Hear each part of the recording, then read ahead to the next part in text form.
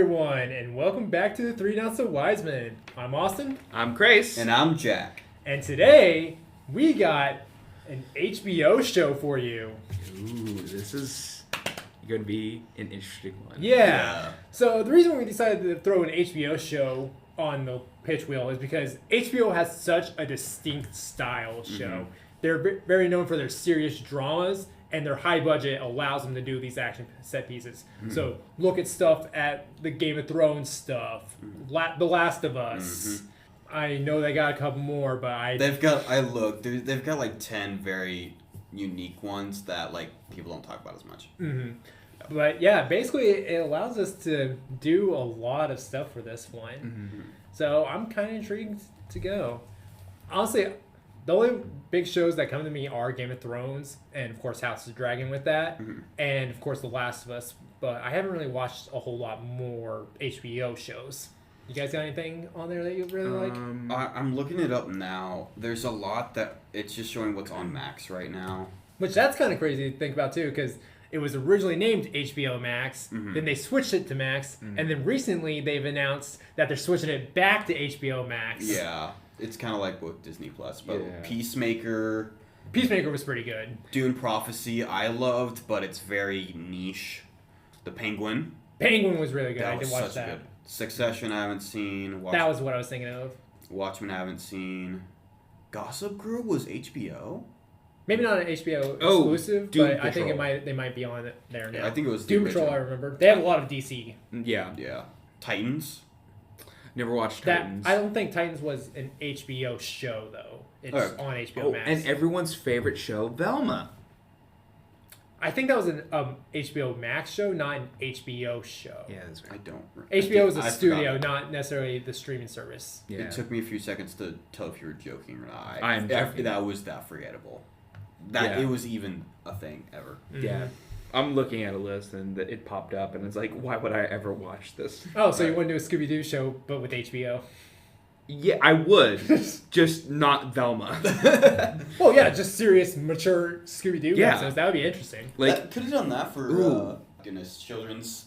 what was that pitch? Children's show?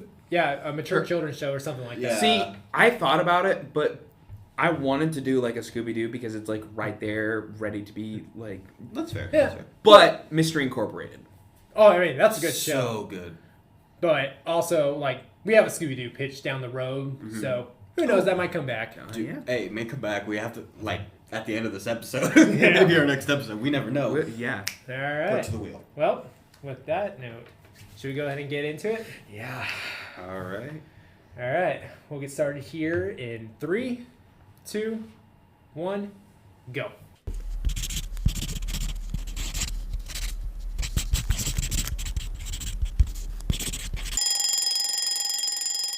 And time. Woo! I feel good about this. Right. I feel good. And the mic peaked. Yeah, that sounds about right. Yeah. But, I haven't had this close of a call finishing in time in a while. Yeah. I normally have a little extra time. yeah, I think mine's all right. It's not my best, but I don't think it's my worst, so I'm okay with it. All right. Grace, how you feel about yours? I feel so good about mine. Like, I feel so good that I know I'm going to go last. Oh, well, we'll see about that. We'll find out, yeah. Yeah, so let's find out. All right, that's his prediction. He's going last. Grace going last. Waiting patiently to find out if he's right or not. I'm wrong. He's very wrong. Grace is going first. Ooh. Damn, okay. Usually when I feel this confident, it's like, you're going to go last just because I say so.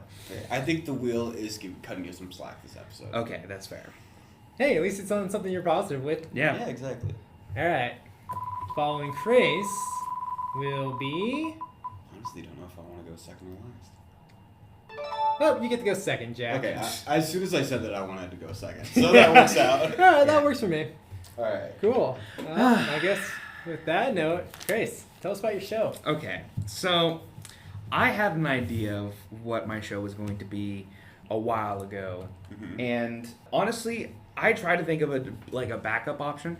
I had no other idea. So Me writing this was me going gung-ho on all cylinders. I feel so happy with how this turned out that I'm going to just go ahead and start. Cool. This is my pitch for a HBO produced show called A Crown of Candy. A what? A Crown of Candy. Now, I'm so... Is this an adaptation of something? Yes, it is. Why do I feel like I have a feeling? Okay. Oh no, is it? I'm curious. What do you guys think? Did you do a Game of Thrones version of Candyland? I'm so glad you asked that because that's exactly the way I would put it. Now, I was like, is it like the backstory of King Candy from Wreck-It Ralph? That doesn't make any sense. No, that'd be a Disney Plus show. No, Crown, okay. Candy. We're going to Candyland, fellas. Okay. Yes. However, I cannot take credit for the overarching story. A Crown of Candy is a season in Dimension 20. And it that's what it is. It is Candyland meets Game of Thrones. And Game of Thrones was the only HBO thing I could think of, so I was like, I'll just pitch my idea for what the Vox Machina version of Dimension 20 like Vox for Machina. HBO. Yeah, so you've already got a story, but now you're making it a TV show. And I'm fleshing it out. Yeah. Yeah, just a fleshed out version of a Crown of Candy season. Austin seems really disappointed. I was saying my heights were up here. It's like, oh, that would have been interesting. And then you're like, oh, yeah, this is someone else's storyline. I'm like, oh, well, not as impressive, but okay. But I did improve on it. So I will just talk about some of the plot lines that I would like to see and some of that I write into the show. Just to start off, it would be animated similar to the Howling Commandos style. And I want to see the backup characters because the show is super like lethal in its combat. I wanted to see the backup characters get some shine because some of them are really interesting in my opinion, and I thought it would be cool to see them like be a part of the story. So I've written them into the story as well, even though the ones that we don't see, I've written them in so we can see them. Nice. I think the show would be at least 3 to 4 seasons long. It's a not as long as Game of Thrones, but it's like 36 hours of content, I believe. Like the original? The original, yes. And I checked it, Game of Thrones is about 78. Yeah, I'm just doing the math for myself. Yeah. You're looking at about 3 to 4 seasons. Yeah. So I broke it up. There's 17 episodes in total of the original Crown of Candy series, and I broke it up in 2 seasons. Episode 1 through 6 would be season 1. Episode 7 through 11 would be season 2, and then episode 12 through 17 would be season 3. Each one having roughly 10 episodes, the last season having 11, because the last episode would be the climactic battle. So the first season would open up with the introduction to the world of Calorum, which is another reason why I love the show is just the amount of like food puns, But we get introduced to the world of Calorum and how it kind of works. Like, I would say the first 5 minutes of the first episode is like, hey, this is Calorum. We have like the 6 major countries of the world. Is it like a narrator type thing? Yeah, narrated by Brendan Lee Mulligan, just so people aren't like completely lost when they're introduced to the world. And we are introduced to the Fruiterans and of course Candia, and we are introduced to the players who are.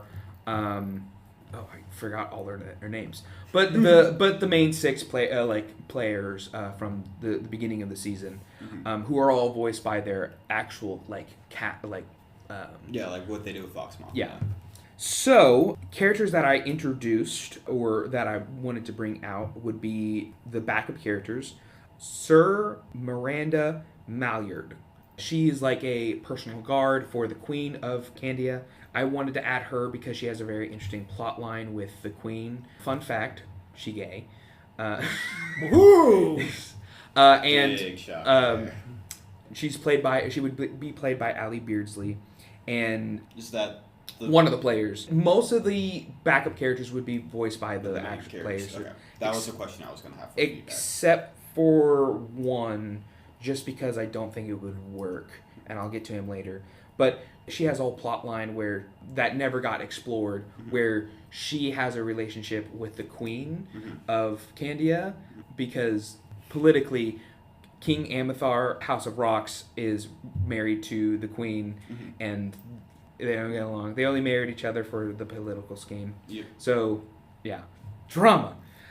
Bitter Night Dark Nibs is a, I believe a dark chocolate, warrior. And she's actually the eldest sister of Candia, brought back to life on a revenge plot, which I think would be really cool because of the twists and the backstabs of the show. Next one would be the Bubblegum Monster, which is created by the second eldest sister of Candia, Luzuli. She's like the Archmage Luzuli, and she has a very mysterious aura to her, and I want the Bubblegum Monster, when he is introduced, to help show a lot of Lazuli's secrets, because she's a very prominent figure in the show that we never get to see much of her. We don't get to see her full hand because of the way she's presented. And Mordu Bree, which is the character that I don't want to be voiced by the player. Because he is voiced by Lou Wilson, who voices King Amethar, the king of Candia. So I think it would be weird if the king, who is pretty much the main character, I don't want Lou voicing both characters.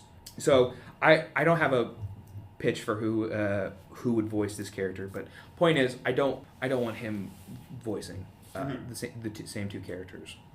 Mordu's whole ordeal, I couldn't find much about him, but what I want is him to be he would be the guide for the party. He helps. There's a section of the story where they have to go on the run, hiding from the church, and Mordu would be or Mordo, if you will, would be helping them stay in the shadows, keep hidden, and all that. Added plot lines that I wanted to see was the Ravening War aftermath. Before the show begins, we know about a big war that happened across the entire continent, and I would love to see a Ravening War, discussing the aftermath of the war just a little bit more, and maybe it might go to a spin-off of the Ravening War, which is another Dimension 20 series, but that's a whole another. I didn't work on that, but point is, would love to see it. Like I said, Lazuli's secrets. I would like to see more of Lazuli's work come to light, and that's part of the reason why I've introduced the Bubblegum Monster. Another thing that I brought back to life from the original show is they were going to have a journey into the Meatlands at some point during the story, and I wanted to bring it back because the Meatlands is where one of Amethar's older sisters died, and it would be interesting to go and discover her side of the story and all of that. And of course, Amethar's last sister, Saint Citron, who was part of the church, and I think is very interesting because the church is the main villain of the story, and having this dead relative who was murdered be a plot line that I think would be interesting to follow. So the first season would be, like I said, episode 1 through 6. It would end with the death of Lepan, the sorcerer of the party. He who is a false voice for the bulb above, which is their version of God. He is killed because they find out that he's actually not worshiping the bulb, but actually the sugar plum fairy, which is Candia's boogeyman, if you will. I should mention magic does exist in this, unlike House of Dragon, or not House of Dragon, but there's some magic in Game of Thrones. But it's not very It's more prevalent in this. Yes, but it's more of like, we don't talk about magic. Magic doesn't exist. Like, there's no... That's kind of how it is in Game of Thrones. Yeah. There's some dark magic that's Yeah. used, but it's not like showing up a whole lot throughout the series. So, yeah, he is believed to be have dark magic and is killed because of that, but blah, blah, blah, blah. So, season 2 would be the introduction of the true heir to Candia, Princess Saccharina, she's ice cream, by the way. Yeah. I will say some people of this world are humanoid, but have, like, food-related themes to them. Like, Amithar, one of my favorite characters, he is rock candy, and he's pink. He's a big, burly man, pink, with a green beard of, like, pop rocks. His daughters, Jet and Ruby, are black licorice and red licorice. But there's also which one's which. but there's also like characters that are just full on food. Like there's a piece of bread, and he is one of the main villains. Pita bread. Pretty much, yeah. And season 3 would end with the death of Calroy, who, spoilers for Dimension 20, by the way, is the backstabber of the group and been trying to kill King Amithar. I would go more into the actual, like, each episode, but I didn't write those, that's all Dimension 20. But this is the stuff that I just think the show is, like, serious enough with a little bit of comedic bits that HBO would do a really good job of, like, being here. Here's the show. That's what I got. Cool. Jack, you want to go first? I do not have a preference. Yeah, okay. I mean, it sounds like Game of Thrones with candy. That's what I got with it. I think you did a good job. You got how should I say this? The politics that they have in Game of Thrones. That you got some of the character dynamics and some mature themes in there. I think that kind of covers what HBO has. Yeah, like the biggest critique I had was, and it's like I know I made a face about it earlier. It's just like I was a little disappointed that it was taken from something else because it was a really good concept that I've never heard of before. I was like, ooh, I'd like to hear this, and it sounds like this would be a really good Krais original idea. And it's like, oh, Dimension 20, not bad. Yeah. I mean, I haven't seen a whole lot, so it's not like I'm super disappointed or anything. And not that adaptations are bad either, because, spoiler alert, I did an adaptation for mine. I was just like, oh, it's something I've never heard of before, and thought you came up with it on your own. So I was like, oh, I'm kind of intrigued by this one, Krais. Yeah, I just really like the idea of it so much that I wanted to make it an actual HBO show. Mm-hmm. That was my idea. Yeah, and from your pitch, it definitely sounds like something that could be on HBO. So, yeah, that's what I got. For me, my thing is I'm still trying to wrap my head around the seriousness of it because of how ridiculous it is, like in the best way. Yeah. I'm trying to force myself to remember that it's going to be animated because for some reason I kept forgetting that fact as you were describing it. It just wouldn't look right if it was like live. Absolutely, and that's what's been in my mental hang up with it. But I fully think that if it was animated, they could play into the fact that it's like food and all that, but it could still have those serious tones and like I feel like by the end of the first episode or like by the second episode, you forget that it's even like food because it's not a focus at all. Oh, for sure. Yeah. It like the reason why I love Crown of Candy is because of how dark it gets. Mm-hmm. One of the twin sisters, Jet, I believe, Jet, she dies, and that it is like a. I didn't want it to be the end of the season because I had the death of Lapan be the end of the previous season, but it's like the middle part of the season where it's like, oh, she's dead, and there's a whole funeral. It's tragic, and it's like it's also the part of the show where it's revealed that Calroy, who is a piece of cake, by the way. Just so casually, too. Oh, by the way, he's cake. He's cake. And it's revealed that he's been, like, trying to kill Amithar and the rest of the, like, family. Mm-hmm. It's a very dark show, but the reason why it works is because the whole, we're candy people, is just to help make the show, it a little lighter. Yeah, a so little that more digestible. Yeah. Oh, that was not intentional, guys. Yeah. That pun was horrible. Anyway. Thank you. I appreciate it. Oh, that was a bad pun. All right. I guess it's you now, Jack, if you don't have anything else. I had something else, but I'm trying to remember what it was. Oh, just that. At first, I was like, I was also disappointed that it wasn't an original, but then I remembered I was comparing it a lot to Vox Machina in my head, and I remember I haven't seen Critical Role, but I've seen clips that compare like the game versus like what ended up being, and I was like, that's actually really good. If you do it really well, like it'll probably be. Yeah. I was thinking about Vox Machina because I know it's on Amazon Prime. Yeah. And I was like, would it go to HBO? But, I think this would go to HBO. But yeah, the way you were going with it is like, I could see it on Yeah. HBO. That's what I was worried about. Would this be more Prime? No. Yeah, that wanted was to the other big thing when you first said, it's like, ooh, sure this is going to go to HBO, not Amazon. But I think you made something that would go to or HBO. I agree. I wanted to rival Vox Machina because both fan bases are pretty prevalent. Fair enough. I agree. Overall, like I had that hang up. Other than that, I think it's really good. You did good choices. Yeah. Cool.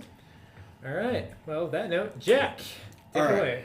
So, as I was writing this, it kind of became more and more from the original concept. Not that it strayed from the original concept, just more came of it. Mm-hmm. As the things tend to happen. Came up with a generic title, The Monsters Inside. But let me give it with like a brief overview. So, set in the 1950s, two partners work on creating a living weapon. Experiments with genetic mutation, splicing, and revivification are all fair game when funded by a billionaire with no moral code. What do they hope to come of their work? What brought them to this in the first place, and is losing your humanity worth creating a monster? That was my starting point. Just giving it a heads up. So we have three characters. We have Harley. He's a charismatic, well-educated scientist. He started this project. He knows what's going on. He's capable. He's our lead. There's also Bartholomew.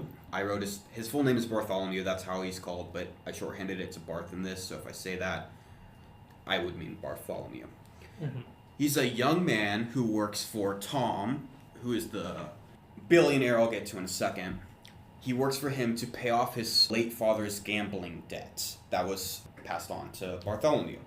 He's not well educated, but he is insanely smart, and he's got some trauma because he comes from his father had a gambling problem and kind of grew up on the streets almost. Quick question. Yes. What time period is this set? 1950s, so right after World War I. Okay, that solves an issue for me. We're good. Yeah, right after World War II. So I have bullet points that kind of segment the episodes, but really the beginning of the bullet points and the end can like vary between the episodes a little bit. So I'm just going to go with what I have. It could be adjusted. So the first episode's pretty simple. It's an introduction. Harley is struggling with the project, not because he's struggling with the project itself, but he needs a hand. He needs an assistant. And Tom, who I forgot to go a bit more into, he's a billionaire. He funds the project, very charismatic, old family money, but he's a shrewd businessman as well, etc. So Tom brings Barth in, and during this, we really see what's going on. They're messing with like different animals, trying to bring them together in a way to bring... Programmable wouldn't be the term that would be used in the show because of the time period, but programmable bioweapons. Basically, we're going to create monsters that we can use as an army. And during this, when Barth is brought in, he originally shows promise, but then he messes up big time and ruins one of the experiments. Harley fires him after kind of going on about it. And then going on, talking with Tom and everything, Harley is just struggling on all ends, and he goes into doing an experiment, and something goes wrong because he literally needed an extra hand. He needed, he's turning these valves, trying to get it going, and then he literally needed one extra hand to turn one thing to make it work, and since he was by himself, it didn't work. And so he comes and brings Barth back, apologizing to him, and that sets up our little dynamic of the pair. At the end of the episode, Harley returns home, revealing he's kind of living a double life, because at home he's taking care of his wounded father, who is a veteran, wounded in World War II. Which also cements his patriotism and values in this, and how he's like this homegrown American boy at home, and then he's doing this wildly inhumane stuff at work. So episode 2 will focus more on Barth as he struggles with the moral issues of what all of this is going on, especially when Harley starts beginning to use human remains in their experiments to try and get this going. And he tries to escape it, and essentially goes to Tom's like, I can't do this. Let's figure something out. Let's do this. And Tom full on threatens to kill him if he doesn't continue this. And I didn't go specifically because these first 2 setup episodes I didn't put a lot of detail in. But basically, Barth is on the spot, forced to make a big decision where he has to lose his humanity to survive versus hold on to his morals and potentially get killed by Tom. And he chooses to lose his humanity and survive. Something I meant to put earlier. So one of the things that sets up this that would be revealed in episode 1 is Barth will ask Tom, why is Harley so intent on figuring this out? Why is he working like his life depends on it? And Tom says something along the lines of, his life does depend on it. He's dying. He's using this to save himself. And then at the end of the episode, it's revealed that's just not true. And at the beginning of episode 3, Tom finds out that Harley lied to him. And Tom, feeling very double-crossed, threatens to pull the funding. Harley gets up in his face and says, no, you're not. You need this too much. You've put millions of dollars into this already. You're not going to pull the funding. At this, Tom, like, you're right. And then he threatens Harley's father if he ever lies to Tom again. And these first 3 episodes is going to focus a lot more on like the drama between the structure between the 3. I kind of feeling like, as I was writing, like this is kind of like Suits vibes when it comes to their interactions. Yeah. But then we get more into the more gothic horror type aspect of it as we go forward. Because at the end of episode 3, we see Barth stealing some of the research and going into his own room and starting experiments of his own. Moving on to episode 4, Harley has come to Tom and asked him why a military inspection hasn't happened. Tom has been preaching about how he's going to sell whatever weapons they make to the United States military so they can win the Cold War. A world war is never going to happen again because the Cold War hadn't actually started, but it was like things were heating up to go cold. Poor wording. Anyway, basically, Tom's been preaching about how he's going to make America the superpower and how a world war is never going to happen again. And Harley asks why a military inspection hasn't happened. They've been working for months. You would think that they would want to see what's going on. Tom goes, sorry, slipped my mind, been so busy. It's at the end of this week. So Harley and Barth scramble to figure out their next experiment, something showy that'll show that they are in fact making progress. And they decide to splice other animal parts onto a living tiger. The animals don't really matter, but I don't know. Like a giant scorpion tail, wings, something like that. The idea is to give appendages to a living animal that they can use. And Barth once again has to steel himself against using such inhumane acts, especially with a living creature that can react to what they're doing to it. This show's pretty dark, if you didn't notice. Very fitting for HBO. Yeah. When I was writing this specific bit, I was like, only HBO could get away with this at this point. Oh, yeah. Yeah. So they take big risks. It's probably like, we're going to zap it with a bunch of electricity, Frankenstein style, but if we fail, it's going to explode type of risk. And it seems like it went wrong, but then they look in the cage or whatever it was, and they see the tiger is moving, flapping its wings, tail, whatever they added, and it worked. They celebrate, and when the inspection actually happens and these generals, big fancy military guys, come in, they reveal the big experiment and find it's dead. It had passed away shortly before. After that, Harley kind of goes away and starts drinking and expecting to get fired, the funding pulled, possibly even worse. But then Tom reaches out and says, hey, why aren't you at work? And then reveals they passed the inspection with flying colors. They had done something no one had ever even thought was possible by doing what they did. However, at the end of the episode, Harley gets back to work and is ecstatic. Barth overhears a call Tom is making in his office and finds out that he staged the entire thing. There's no military inspection. In fact, the U.S. government is not involved at all. Tom wants an army of his own. For what reason, we do not know yet. The next episode, Barth tries to tell Harley about Tom's lie, but Harley, having a secret of his own, doesn't seem to care when it comes to Barth's view on it. During this episode, Tom hosts a party and invites the pair to it. It's this big, lavish, upper-class party. Both are wildly uncomfortable being there, but Harley would rather be working, but he powers through it to keep his funding to get his project alive, and he went to some Ivy League school so he can fake it. Near the end of the party, drunk, Tom forces the pair to show off what they've been doing to his equally drunk friends. Their current subject, because this would have been a bit later, I currently have a massive rat/wolf thing as it ends up attacking one of the friends, and then again they expect to not only lose their funding but much worse.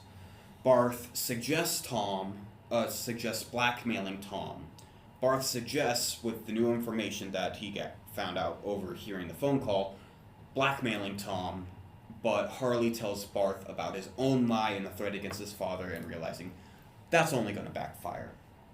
Later it's revealed Tom says, "No worries, it was his fault for even forcing them to do this. They were drunk, it was completely their fault.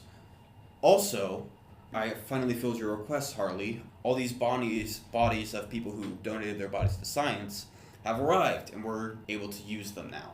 And then as they get started on the work, Barth and Harley, very excited, as they're talking, Harley tests something out, and it's revealed that the bodies are actually the friends. Tom had killed off the friends, and with blood from the attack, Harley compares them, and it's revealed that they are in fact the same people. And and Harley is absolutely terrified, but doesn't tell Barth, protecting him from this information. Penultimate episode, guys. All right. The pair have finally fully succeeded with an experiment. A living creature that has survived on its own for a while. And I currently have it. It's an armored bat with talons, so kind of like a super owl bat thing. However, after a while of running tests and they finally succeeded, the animal gets loose because it was so powerful. It broke from the cage or something. And the pair and Tom get trapped in their building, which is, I decided at that point it was like an abandoned missile silo or something like that, underground and protected. Because they get trapped in there. The wires got something. They're trapped there overnight, being hunted by this creature that has echolocation, can see in the dark. And this episode will be a lot of a lot of horror, jump scares type of thing, fighting for survival, lasting the night. And it'll end up concluding that Barth ends up saving the other two and ends up killing it after this big fight with it, wrestling the beast itself. After killing the thing, saving Tom's life specifically in the last bit, Barth says that his debt is paid, and he walks out. Final episode. After Barth's exit, Tom hunts him down, sending people to go find him. Harley discovers Barth's own experiments when he went to kind of clean out his room, and he uses the research Barth had been doing on his own time and succeeds to make a creature that is not only deadly but will follow orders, fully succeeding in their mission. Tom finds Barth and brings him in, and when all three are united, Harley showing Tom the creature thanks to Barth. Tom orders Harley to test the creature on Barth, instructing him to kill Barth. Harley refuses. In a bit of a skirmish, Harley turns on Tom, sinking the animal on him. Tom shoots and kills it, and as they run out, severely wounds Harley, but they escape. Being hunted once again in the building, but this time against Tom and his men, who are hunting them, trying to get to their lab, which is got a crazy amount of safety features because they're dealing with things that are biological weapons. We're almost done, guys, I promise. Oh, I'm intrigued by it. I'm just waiting for one specific thing. Alright. Being hunted in the building once again, but this time by Tom and his men. The pair were Harley was already almost finished with a pack of their successful animals. So, safe in their lab for a little bit, they finish it. And they end up sicking all of these creatures on Tom and the men that are hunting them. And it looks like they're going to succeed. They're watching security cameras, listening to it, and they're going to be fine. Until a bunch more men with armor and better weaponry come in and kills all the creatures. Harley, who's already wounded, and Barth talk. Tom is clearly going to get to them at this point and to their research, and they decide it's better to destroy it. They don't want Tom to get their hands on it, so they decide to blow everything up, because it's very cinematic and epic. Harley decides, but there's the whole thing of like, we can't blow it up from a distance type of thing, it's got to do it from here. And Harley, who's already on death's door from being wounded by Tom, decides to stay behind, and Barth flees. After a bunch of narrow escapes, going through a back hatch, etc., Barth escapes the missile silo, sprints, gets out of there, but not without getting shot in the leg or something during it. He gets far enough away, and then there's the big explosion. He turns around and sees everything erupt in flames, killing everyone but him. And then we get a quick cut of him a few years later he has built a life pretending that he was a wounded soldier, and he's haunted by his past. We'll probably have a scene of him coming back to the explosion and such, or the scene of the explosion, and maybe a little teaser of maybe he finds a shred of a journal of what they did, and he looks up at it and picks it up. I haven't decided what he would do with it. Maybe he'll take it, maybe he burns it. I don't know, because I didn't have that written down, but that's what I got. Cool. Krais, you want to go? Yeah, I can go, I guess. Quick question. Yes. I don't know if you said it. Would this be one season, or would it be like This a would be series? one season. Okay, cool. Yeah. And how many episodes? I currently have 7. Okay. Okay. So yeah, That's pretty standard. yeah, probably they range between- from 6 to 10. So. Yeah, I would say it'd be 6 to 8 depending on how you segment. I just currently have it at 7. I mean, the final season of Game of Thrones only had 6 episodes. So. Yeah. It's pretty typical HBO. And this episodes would be almost an hour long. Yeah. About an hour long. I think it was a good pitch. I'm trying to think of anything that is similar to it, and I can't really think of anything. It would have very much Frankenstein. Yeah. I can fill in the gap things. there. It was reminding me a bit of the Jurassic World movies, specifically what they planned on doing with the raptors and weaponizing them. That part, especially that was definitely. And then when you got the Gothic horror, this is also pretty relevant for me because I've been rewatching all the Jurassic Park movies. Mm-hmm. But in Jurassic World: Fallen Kingdom, they have that whole Gothic horror when they're being chased through the mansion by an Indoraptor. And I was like, I can kind of see some of that, but this feels a little bit smarter than what they were doing with Jurassic World. Sorry, I think it's just an interesting story of building these creatures, and I just it feels very Frankenstein-esque that I really like. Yeah. I for sure pulled from Frankenstein. I didn't try and hide that whatsoever. But also, when it comes to the experience with the Upside Down and Stranger Things and fighting against the Russians, with all of that, I kind of drew inspiration from that, a few elements of it. Mm-hmm. But also a bit of let's weaponize these monsters type of thing, which was in Jurassic Park or Jurassic World, but it's been on other stuff too. Yeah. Also, real quick, not a thought, but just a comment that I want to make. Mm-hmm. I don't know if it's because I'm playing Gotham Knights right now, but your final monster sounds like Man-Bat. And how did you describe them? Talons and... So it was an armored bat with talons. Yeah. It was I kept thinking of yeah, that's Man-Bat. Yeah, that's I was thinking of a bat with owl talons and an armadillo shell type of thing. Man-Bat. Okay. Man-Bat. I'll take your word for it. And you also said talons, and my brain went to the zombie talons in Gotham Knights. So yeah, I'm seeing something along those lines. You can look up a picture if I'm somewhere close, but monsters is my jam, as we all know. Yeah, I didn't apologize for going. I just went all in on it. Yeah. It's a good pitch. I agree with that. It's a very good pitch. I think it's a really fun concept.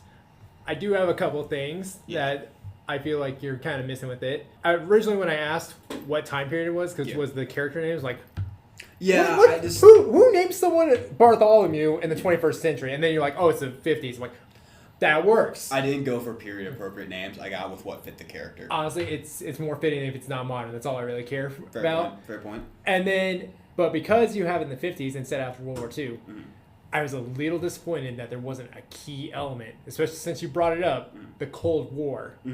Once you brought that up, I was really hoping for that you would have some sort of communist Russian spy or somewhere, or some sort of storyline with that. Maybe because the Cold War was a war about information stealing. So maybe there was someone stealing the information about monsters so Russia can make their own monsters. The monster was a spy. And that's kind of where I thought you were going with the guy being secretive and making his own monsters in his side lab. And I was like, that could have been really interesting. Yeah, I wanted more Tom to use the Red Scare as a weapon to keep his secret and to get the two working. I wanted it to be basically just these three characters. And then they're in their work, and then the rest of the world is outside them, is what I was more going for, using the world stage at that time as a weapon against the pair.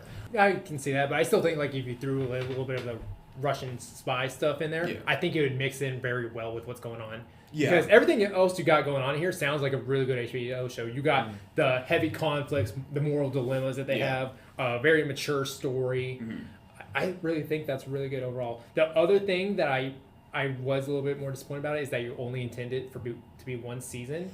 I could see it being like maybe 2 to 4 seasons, maybe 3 at most. Agreed. But I feel like if you have all this experimentation stuff, I kind of feel like you could do what they were trying to do with the Jurassic World franchise.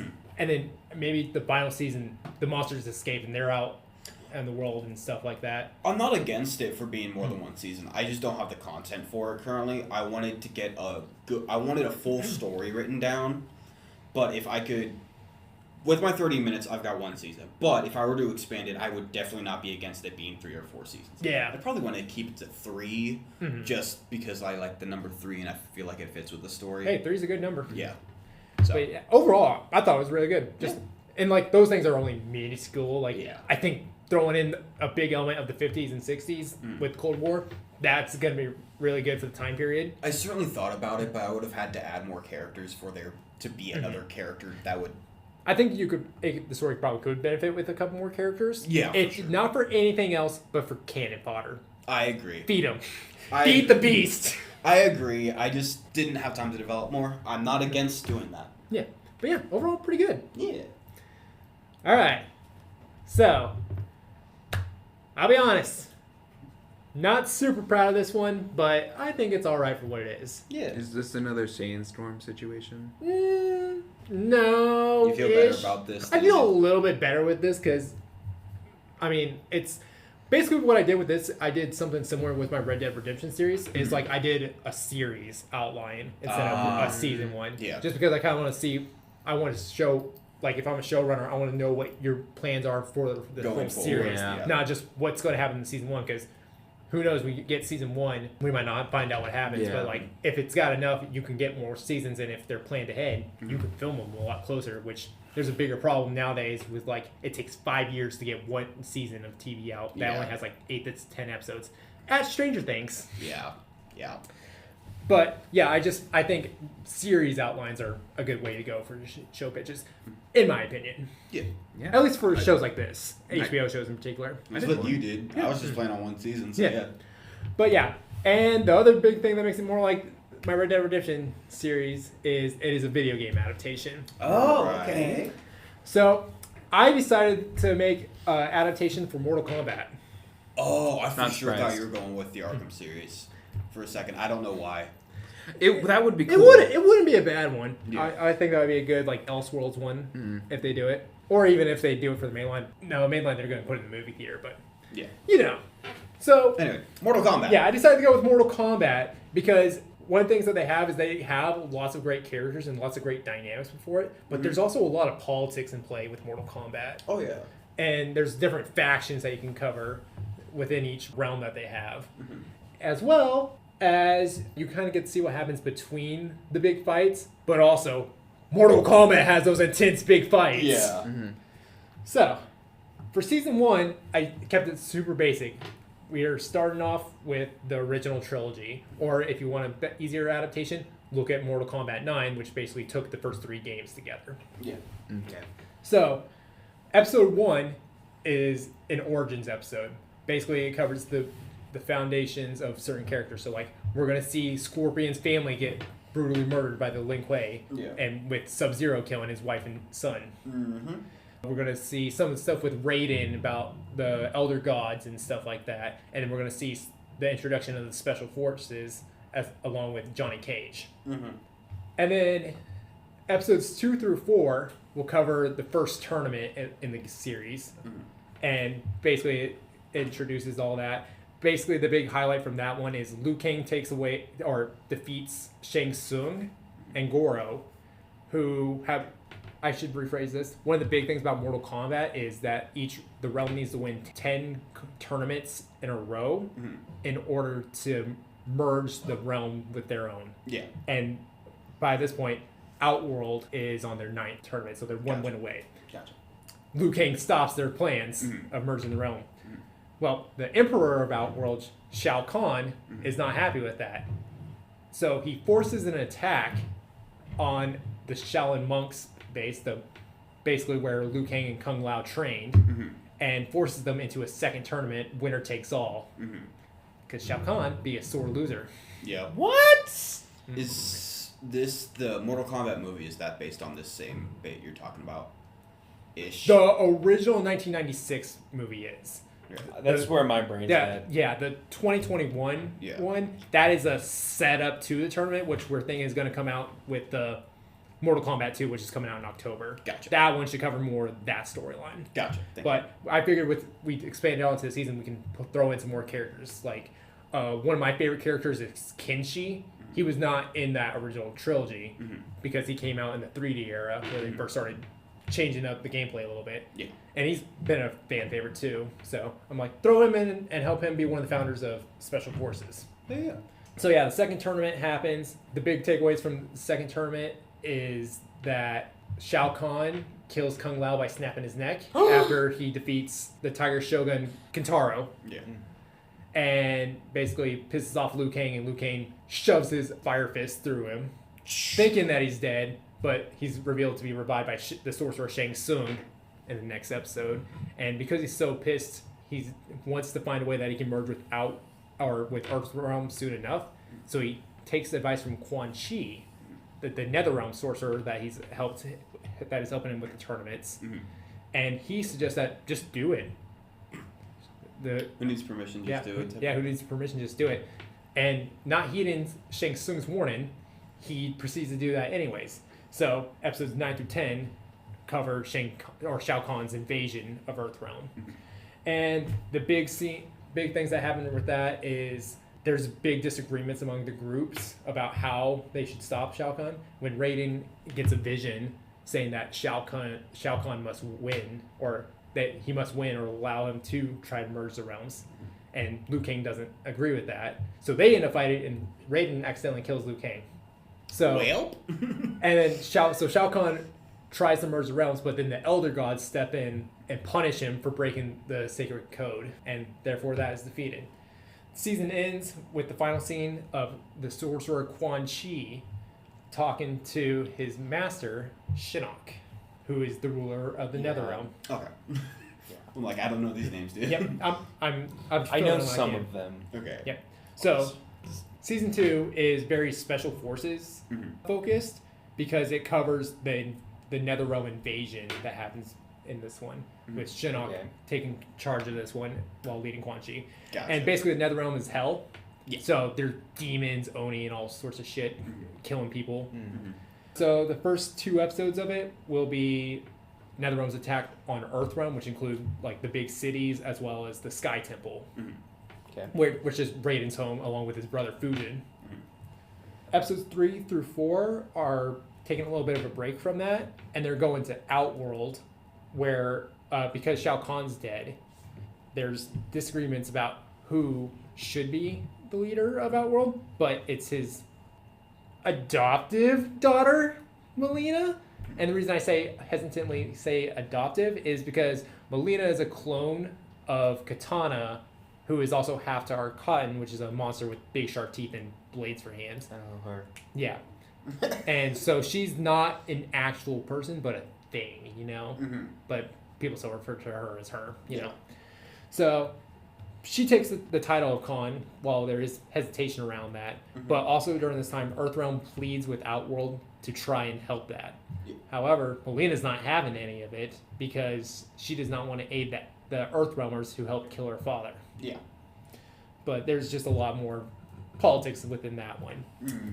And then episodes 6 through 8 come from Earthrealm's assault onto the Netherrealm, which they got help from a demon that betrayed Quan Chi named Serena. Okay. And so she leads them into the Netherrealm and attacks Shinnok's fortress. So they stop Quan Chi, but when they get there, they find out that Shinnok has moved to the Sky Temple to try and absorb or corrupt Earth's Jinsei, which is like Earth's life force. Yeah. So when they defeat Quan Chi at the temple, they're able to reverse the spell that he did, where he brought back to life as the dead champions from the first season, or some of them at least. And so they fixed the spell that he cast to make them enemies throughout the season. And then at the end of it, the Fallen Champions, that's from their side as well, like Earthrealm? Yes. Oh. Earthrealm. Yeah, a bunch of Earthrealm champions died in the first one. Or first season. I just didn't know that's the one you're referring to, reviving them. Ooh, Yeah, that's a lot cooler than I was thinking. Yeah, so throughout the season 2, they're fighting their old friends. Oh. So one of the big examples is Jax, the guy with metal arms. Yeah. Fights Sonya a lot, and Sonya has problems with that, but they're able to revive him. Yeah.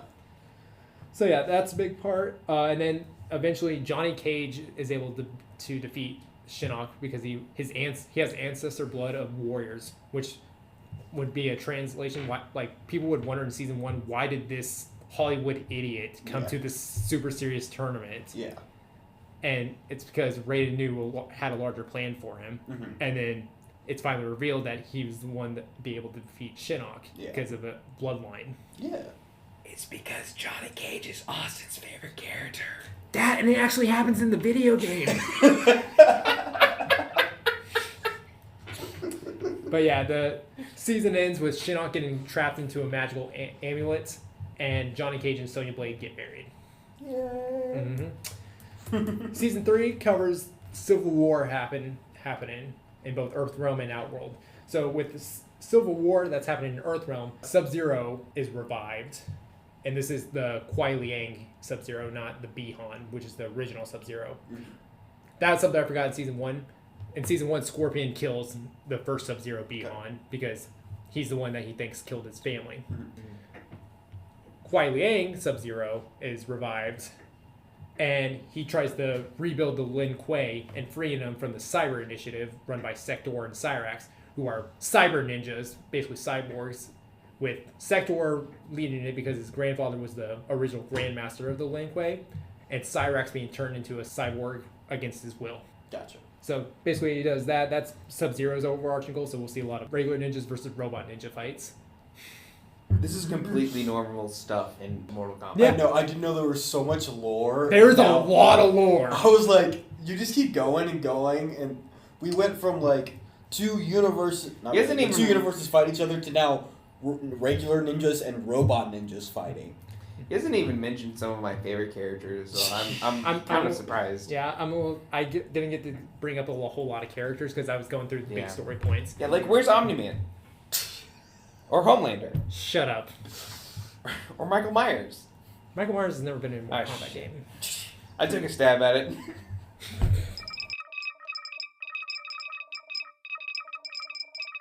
Oh, I just got that. Jack, always a few beats behind.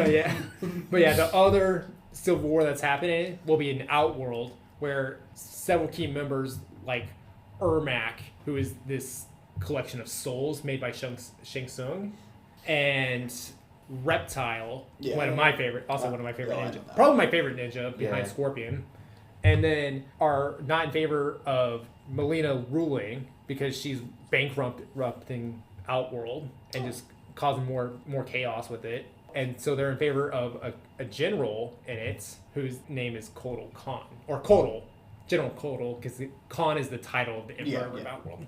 While people like Baraka are in favor of Melina. Baraka and Tanya and Rain are in favor of Melina. And then so that's the whole Civil War situation going on there. Season 4 kind of is the fallout season after all the wars. Who won each side? At Was the- that revealed in season 4? It would be revealed in season 3. Okay. Basically, Sub-Zero is successful in stopping the Cyber Initiative Okay. and is able to rebuild the Link Way. One thing I forgot to mention on this, it's also Scorpion just trying to adjust to being not a Spectre anymore. And then Outworld, Kotal becomes the new Khan of Outworld, Gotcha. with Melina now on the run. Gotcha. Season 4, it's follows Scorpion as he tries to rebuild his clan of the Shirai Ryu, and it includes training Kinshi's son, Takeda, and during the season we'll also see Kinshi lose his wife, which is why he sends Takeda to go train with Scorpion, so that way he can be prepared and they can hunt his mother's killer together when he's older. And that way he can protect himself if something happens while he's chasing him. It also follows Sub-Zero as he's now in charge of a reformed Lin Kuei, who are no longer, they're back to their roots as being ninjas and actually being protectors of Earthrealm instead of selling themselves out to the highest bidder. Yeah. And he wants to try to make peace with Scorpion and the Shirai Ryu. However, people in the Lin Kuei aren't that ready to forgive a blood feud. Yeah. During this time, 2 more realms are introduced. It's called the Chaos Realm and Order Realm. Basically, Havoc is going to be a side villain in it. He's literally this weird people who's able to take off body parts and like hit people with them. It's kind of goofy, but at the same time, it's grotesque. Yeah, I was about to say, horribly grotesque. Yeah. And it also introduces these things called the Kami Dogu, which are ancient relics that can bring big power. Ooh. During this season, we're starting to see some cracks in Johnny and Sonya's marriage, including how Sonya is such a workaholic with the military that she's not really spending time with their daughter, Cassie, and it leads to their divorce. And then the season ends with Melina stealing Shinnok's amulets from the Sky Temple. Okay. Season 5 kicks off... How many seasons are there? 7. Okay. Oh, Lord. Yeah. And then Very rare. basically, season 5 kicks off the events of Mortal Kombat X, where a new civil war broke out between Melina and Kotal, although Melina has not been doing well. However, she does have the power of the amulet, which can cause mass destruction and basically disintegrate people. However, it takes a lot of her energy from her. Like, it actually drains her life force to use it, so she can't use it too often. Yeah. So, special forces find out that the amulet's been stolen, and so they go to Outworld pleading for help to help them try to stop it, and then they're like, yeah, Melina has it. Then it becomes basically a MacGuffin season where they're trying to get the amulet back and forth. Eventually, Melina is caught, and then they execute her. And then because Outworld now has control of the amulet, they are betrayed by a character named Devora, who's like this weird bug lady thing. And she's actually revealed to be a servant of Shinnok.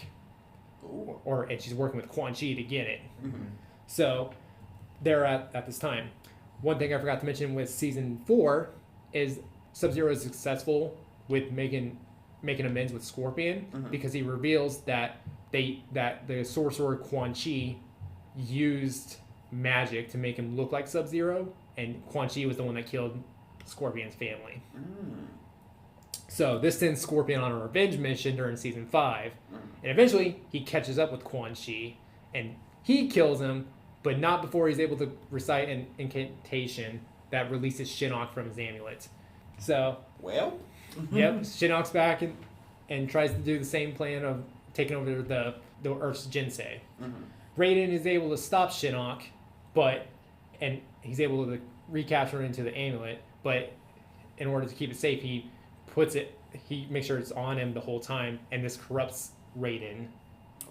Because Shinnok was able to corrupt some of the Jinsei, because he actually got in it this time, but Raiden took some of it, he put himself in the Jinsei to help clear it, so he absorbs the dark energy that he put it, along with wearing the amulet, it's corrupted him, so he's a little bit more meaner. Raiden's always been more like a peacemaker, but now he's like, if you cross Earthrealm, you will die.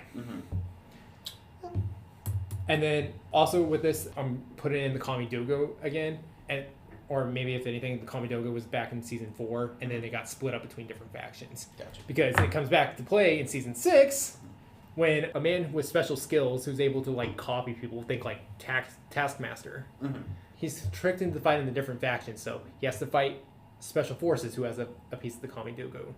He has to fight Raiden at the Sky Temple. He has to fight Kotal Khan at Outworld. He has to fight Havoc in the Chaos Realm, and he has to fight Horatu in the Order Realm in order to get these pieces. And he's told that it can help him rebalance the planet so that way there's less combat. However, what it does is revive an ancient power. The original Khan of Outworld, the one before Shao Kahn, Onaga, the Dragon King. And during this, he uses the character Reptile and basically possesses his body, which basically kills Reptile himself, and helps give him his form. If you look up a picture of Onaga, you'll see he's literally like a giant dragon with scales. I'm gonna look it up. But basically, he is now loose in the world, which is this whole season was based off the 2005 Mortal Kombat Deception. And, Be cool. yeah, cool design. He's a fan favorite that people have been wanting to return into the series for a while. Yeah. But yeah, season 7, the final season, it's the final battle of it all. It's learned that one of the original founder of Mortal Kombat, Argus, he set up this ultimate power that can stop everything, and it's set in his temple, and because of everything happening in the world with different factions breaking off and everything, it's now brought back. So basically, it comes down to everyone fighting for control of this power, and the final fight of the series will come down to the classic fighting duo, not Scorpion and Sub-Zero, but it'll come down to Liu Kang, who got revived. I'll say that. Yeah. And then he'll be fighting off against Shang Tsung, the scheming sorcerer, at the top of the pyramid. So, nice little throwback to all the classic and all the history behind it. And the series ends with Liu Kang becoming the fire god of Earthrealm, and he gets control of history because of the power, and along with Katana, who is his love interest, it's always been a tragic tale because they've never been able to make it work, but now at the end of time, they're able to be together. And they rewrite history so that way people can't be tempted by the power of the pyramid ever again. And the series ends with Liu Kang doing a little voiceover as he recreates the universe. While even I can't make things perfect, I can be there to help those who will stand up against evil. I can make sure that they're prepared for combat. Mortal Kombat? Blackout. And that's how the series would go. Krais, you go first. Okay, first question. If there was an 8th season, would it follow the event? Like, would it be similar to Mortal Kombat 1? Because... No, I can't... Like, it can be assumed that could be the route. Yeah, But I didn't want to do, like, we're going to go back and start completely over. Yeah. It's more like... It's supposed to be a little bit more uplifting. Yeah. But, like, I'm going to be there to stop evil no matter what kind of moment. See, that's the Also, vibe I there's got. already been like 7 seasons. Well, no, I only asked because that's the vibe I got when you were explaining the 7th season. That it, like, you were going into that, not necessarily that you. It would wanted be like an implied thing, like Yeah. something like that might happen. But it's more like Liu Kang is wise enough to know like even he with all the power doesn't have the power to stop all evil in the world because it's going to happen. But he can do what he can to make sure he's there to prepare those who will fight it. Yeah. And also, it's just like the big theme of Mortal Kombat is all the fighting that happens. So it's just like you're gonna end with something with combat. Yeah. So I enjoyed it. I liked it. Again, I'm not as much of a Mortal Kombat nerd as you are, so I don't know the entirety of the lore. But I think it would be an interesting watch. I would like. It would definitely help me get into Mortal Kombat. And so I am curious. I do have a quick question for you. Another one, real quick. Yeah, go for it. How much of your pitch is something that you like actually wrote? Like, I know that you explained a lot of the lore. Like, I know Scorpion versus Sub-Zero, that's in the lore. I'm just curious of like how much of that is something that you made. Parts of season 2. Okay. season 3, season 4. Okay. That's all me. Yeah, parts of season 2, season 3, season 4. Okay. Just because, like, Mortal Kombat's got over 30 years worth of lore and stuff. Right. And, like, there's stuff that I haven't. So, like, seasons 6 and 7 with Deception Armageddon, not really familiar with any of that stuff. It's just more like, I didn't necessarily want to do the Chronica with the hourglass thing. Yeah. And I thought people would like Onaga and the Dragon King, so, like, why don't we kind of blend those two and have those two big stories together? Okay. I was just curious because I like I said, I don't know much of the lore like you do. I didn't know how much of it was just like something you added to the story, and I was just wondering. Yeah. So and like I added stuff in season 1, like I have Kenshi there now instead of being showing up during the later in the series when he does. It's just. There's a lot of lore in that, and so I feel like I don't need to be as original with it, but I still have some original elements. I didn't want the whole pitch to be summed up into I just made Mortal Kombat a show. Honestly, if you did that, it would do well. Honestly. So I was just curious. Yeah. But other than I think you did a good job. I liked it. Yeah. For me, Krais asked the question I was gonna ask. I don't really have much to say. It's pretty cut and dry. Mm-hmm. From a viewer's perspective, if this ever came out, I feel like it would be risky as a TV show, not because it's not good, not because it's the lore of the games. It's just, I feel like me as a viewer would be kind of, if I didn't like the concept of a season, I would just back away. Mm-hmm. And then they announce the next season. Oh, that sounds really good. Now I gotta watch through this season. Mm-hmm. I feel like I would have that mentality a lot, but that's just Mortal Kombat, the lore there. So, I don't know. Maybe, I guess if I were to give a note, find a way, which you could not do in these 30 minutes, to make them flow a little better, because it's, very different things. You added 2 new realms at one point, which is what Mortal Kombat did. Yeah. So it was that's basically all I do, because after season 2, I kind of had a blank slate up until the last 2 seasons, and I was like, I think these are storylines and stuff, or know that they are storylines, but they aren't like super fleshed out, because elements of season 2 and 3 are like flashback sequences in Mortal Kombat X. So it's just like, it's a really messy timeline when you look at the games and stuff. Yeah. So if you had the show that kind of adapted it, like took elements from all the games and then brushed it over, so that way you have a more complete story with characters that you like. That's what I'm kind of going for with this. While it's like there is some creative liberty and stuff, it's very true to what the game's storyline is. Gotcha. That I like it a lot better knowing that. Which I already did love it. It was just I was trying to find something to say, and that's just kind of where I was at. It was.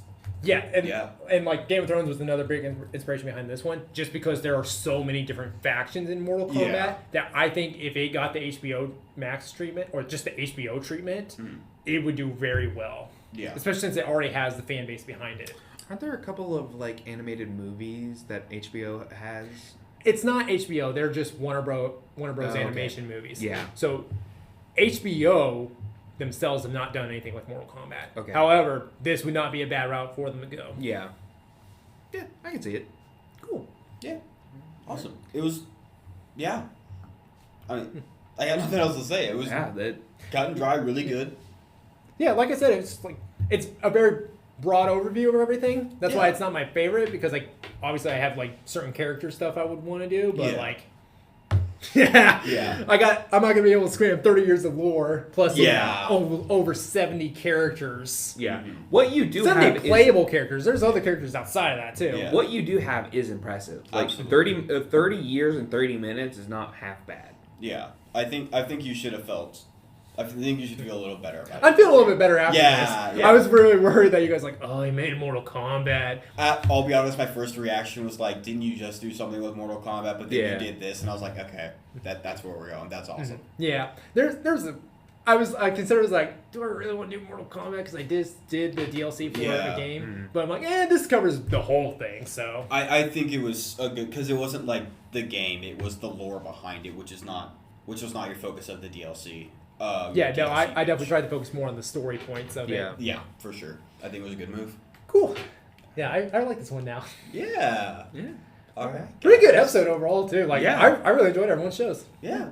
I don't have a complaint about anyone. Like, Yeah, I feel like we were a little trepidatious about it coming into it, because when we originally put this on, we were all super excited about it, and then we talked a bit before, we're like, I'm not so sure anymore, but after this, I feel really good. Yeah, pretty good. Yeah. All right, so shall we find out what we're doing next episode? I don't know why I'm so nervous. I don't know either. I don't think I've ever been this nervous about the wheel. Honestly, we've been toying around with it behind the scenes and stuff, so we have a bunch of different genres in there. Yeah. Some of them that we haven't really touched upon, but we don't necessarily hate either. So It's a lot more sporadic. Yeah, so there's a lot of different stories we could tell with it. Absolutely.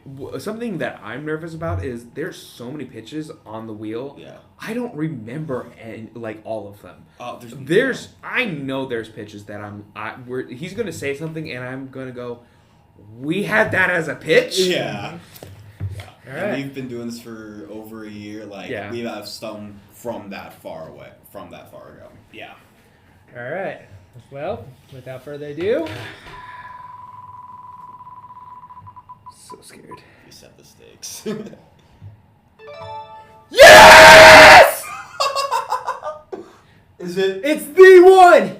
It's the one? It's the pilot idea for this episode. You're kidding. It is make a Marvel video game. Oh my god. This pitch is the reason this show exists. Oh my god. Not joking. This is what gave Austin the idea to do this that became this show. Yeah. You know what's crazy about that? I was thinking, what if we did the Marvel video game? I was even thinking, like, what if we get that this next episode? Oh my god. And then my next thought was, no wait, we did that. I think we did that. And then no, we didn't. No, I finally get to find out what Austin's original idea that's birthed this show is. I remember, Guys, this has been over a year in the making. I remember very vividly of what we talked about. I don't even know what I'm going to do because I have to come up with something completely original now. I have no idea, but I'll find something I love. But I'm yeah. so excited, guys. This is going to be such a good episode. It's all he's going to talk about for the next couple of weeks before we I already know what record I'm going to again. put as my favorite pitch for the year 2 anniversary. Yeah. But yeah. Oh. Thank you guys so much for listening to this episode. We hope you enjoyed it.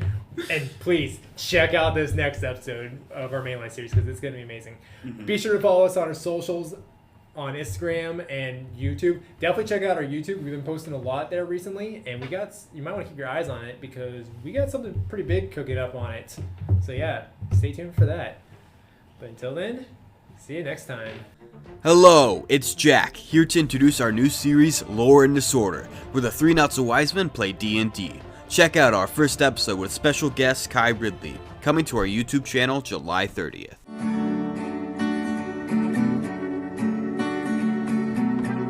And that was the 3 Not-So-Wise Men. Krais Baker, Jack Green, Austin Michaelis. And a huge shout out to Louis Trotter for making our intro music. So happy trails and ta-ta for now.